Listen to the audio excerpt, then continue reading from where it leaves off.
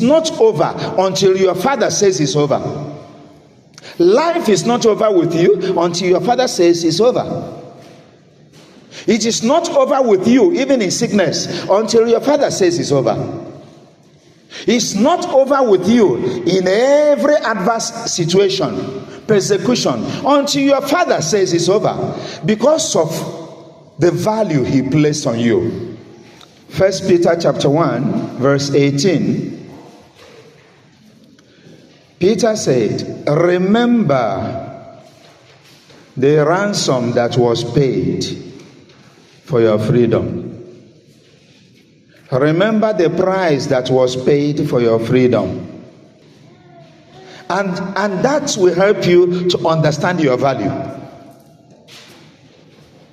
If it's true that value has to be judged according to the price, that means that we are of a very high value. That means we are of a very high value. And when I think of this and consider the price that was paid for me, I always feel a sense of protection. Because whenever you buy something of a very high price, a very high value for you, you don't joke with such a thing. I believe that God does not joke with me. He values me very well. And that is why he paid that great price for me. For God loved me so much, to the extent that he gave his only son, all what he had, he gave it up for my sake. That means I am valued by him and heavily protected by him too. You discover too that the potency of every sacrifice depends on the material. The potency of every sacrifice, the potency of every charm prepared depends on the material. Some are prepared with head of lion, skull of lion. Then you know that this one must have cost much, and it must be of a high potency. Some sacrifices are made with human beings. And even apart from making sacrifice with human beings, some are made with virgins.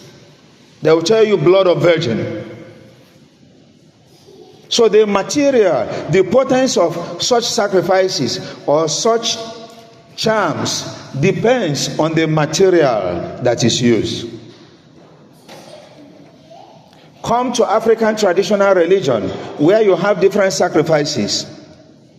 There are people who sacrifice with white fowl. Some sacrifice goats. Like in the case of the Jews, Mary for her purification had to offer 2 turtle doves. That was the smallest for the poor people. 2 turtle doves or a young pigeon. Some use ram. Some use a bigger animal, cow. And in those moments, in those days, there was human sacrifice. And that is what also led to Abraham to the test that God gave to him. Because in their environment, there were human sacrifices. So it was easy for Abraham to believe that God was asking him to make sacrifice of Isaac. So he asked him to sacrifice Isaac. And Abraham was ready to sacrifice his highest, his only son, showing his value for God, his love of God, his relationship with God. And God said to him, because you have not kept anything from me, I am going to bless you. Whenever I consider my value, the value that God placed me by giving his only begotten son for my salvation, I feel heavily protected. I feel heavily secured.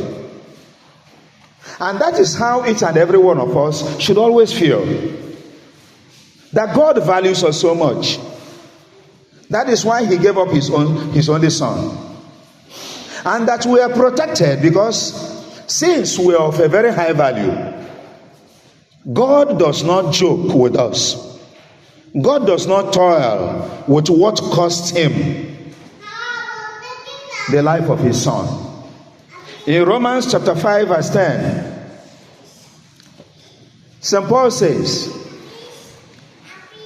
God sacrificed his son when we were still sinners.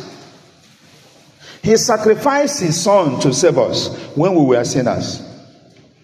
Then he asked, how much more will he save us now that we are even his children? Then he makes the sacrifice of his only begotten son when we were still sinners. And now we are saved and we are adopted sons and daughters of God. How much more will he be ready to protect us? How much more will he be ready not to trade with our security? The one that saved us by suffering his son, why is it that we are not confident that he has a very high value of us and that he will protect us and provide for us? If he does not value us, he will not even create us. He said, let us make man in our own image and likeness. And in his image and likeness, he made me. In his image and likeness, he made you. And when we dwelled, when man fell, he still makes sacrifice because of his love for man. Because of his love for you, he still made the sacrifice to save you. And St. Paul is saying, so the one that saved you, why do you think that he will now abandon you? Romans chapter 8 verse 38 to 39, St. Paul says, what is it that can separate us from the love of God? After considering what was paid for our ransom, what God suffered for our salvation, then what is it that can separate us from the love of God? Can principalities do that? If you know your value, if you know your worth, you will know that principalities, authorities in heavenly places are not enough to separate you from the love of God. Hunger cannot do that. God will know how to provide for his own. Temptations, persecutions cannot do that. Separate us from the love of God. God is constantly in love with us because of his value for us. To the extent that even if we fail him, he finds a way of bringing us back to him.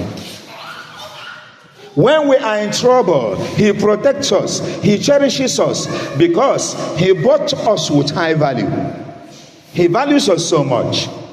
So there is nothing in heaven or on earth that can separate us from God. Whenever I have this kind of reflection, I feel heavily protected. I feel secured that even sickness, whatever it will be, cannot separate me from the love of God. That reminds me of one person that the Bible says that was Jesus Christ's friend. That was Lazarus.